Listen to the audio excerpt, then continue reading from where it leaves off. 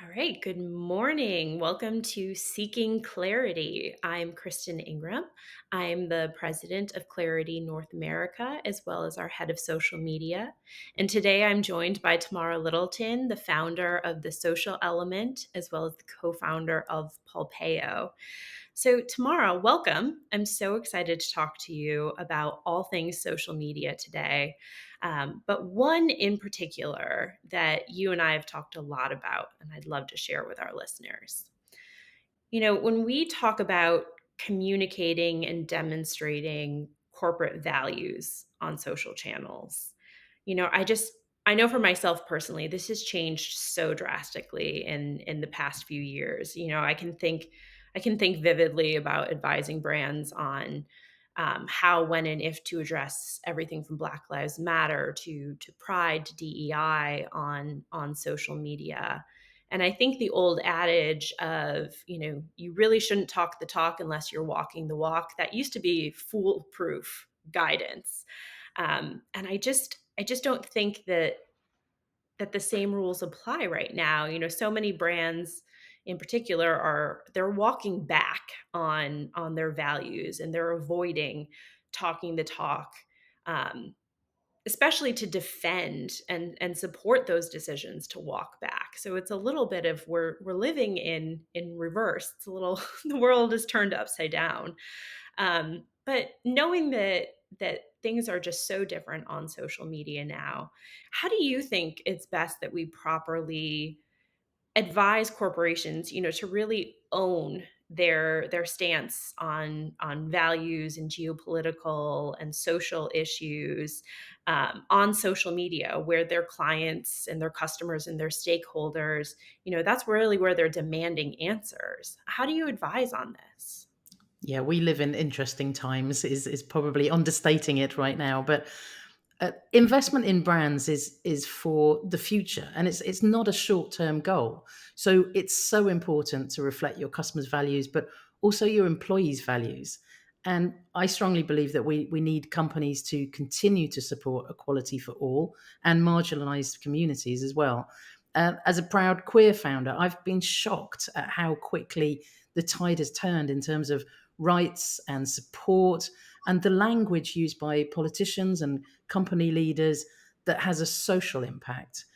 Essentially, if you normalize hate speech against the LGBTQ community, for example, it gives people permission to spread hate, and much worse, not just online. It leads to real life consequences. I I feel strongly that brands do have a place in people's hearts, and you spoke about that, how we were often advising companies to have sort of a real sort of sense of purpose and connect with their consumers, and brands can influence what we feel and what we think, and that is huge power. But with that power comes great responsibility, and I would love to see more brands hold the line in terms of support for the LGBTQ plus community and all minority groups and social injustice. And I do appreciate that the landscape is difficult at the moment, and there are legal threats and the prospect of companies losing money by showing support. But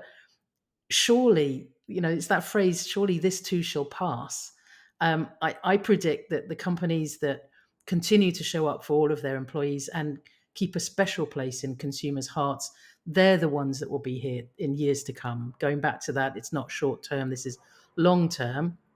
And short term thinkers and those companies that were perhaps more performative, they're not going to stand the test of time. And the strategy advice should always be around the future. And it's okay to sort of sensibly ride the waves of, you know, it's tough out there. So we need to advise companies of how to sort of navigate through. But I maintain that when we look back in years to come, it will be the braver companies that will succeed.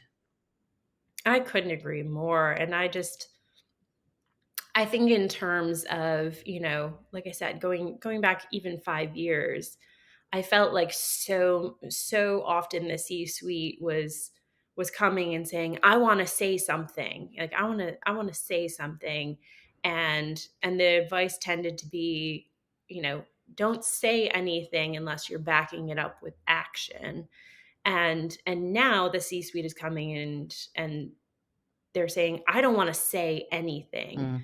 but their actions are so different, and I know there's never a one size all fits solution, but how how can we sort of create some general counsel on when, if, and how you do have to say something if you are making those decisions to, to pull back from like this type of community support. Do you have any general guidance that you tend to give to C-suite executives?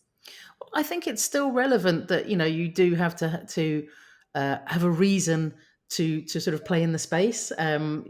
It's important. You have to go back to what do your consumers think? How do they feel? How do they see you? So everyone has a different approach to the way that they're marketing or presenting themselves, or who they're connecting with. But if that's the audience you want to reach, you do have to sort of be connected to that audience, and it is about being a genuine human. And we always talk about, at the social element, we always sort of talk about that, helping brands be more human on social. So Mhm. you can't just suddenly become a robot that's not going to talk about anything for fear of a backlash or being cancelled. So I think it does come back to leaders being braver, of taking a stand of what matters to them and to the brand as a whole, to the employees, to the consumers, and not being afraid to double down on that. So yeah, and it takes very special leaders to see that. I completely agree. I know, um, you've heard me say this more than once, but it really is, social media is 2 words, and both of those words are important. It's social and it's media. And and I think that this is a reflection of brands thinking it's a media megaphone, and it's about what they wanna say, when they wanna say it, how they wanna say it, and ignoring the social side of you do have to foster a community, you do have to show up authentically, and you do have to respond to the conversations that are being brought to you. Even if that response is no response, that is a decision that has to be made. I think that that's a really important way to advise executives to think about it, is you have to balance both or you'll lose your audience completely. Yeah, and the people will decide. And we have seen evidence of people changing their brands because of how that brand is presenting itself. So we know it happens, and I think people should take note of that, because it is about investing in people at the end of the day. I couldn't agree more.